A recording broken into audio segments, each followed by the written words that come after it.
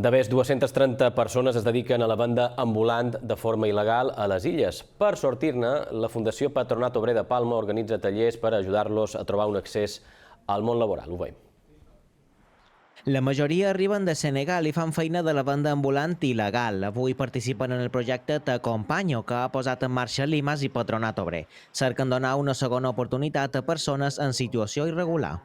Gustaría trabajar en hotel como recepcionista. El mercado me gusta mucho para vender fruta. Quiero trabajar aquí de albañil. Engala du 6 anys a les illes i explica que la seva situació no és gens fàcil. Fa temps que no veu els seus i no coneix un dels seus 2 fills.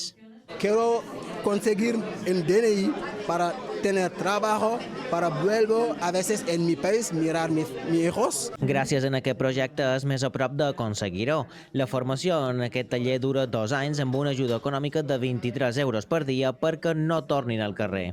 Per tant, el que serien coneixements bàsics o coneixements prelaborals bàsics perquè després puguin fer aquest pas ja del món laboral, que és el que els interessa. Reben formació d'electrònica, perruqueria o construcció.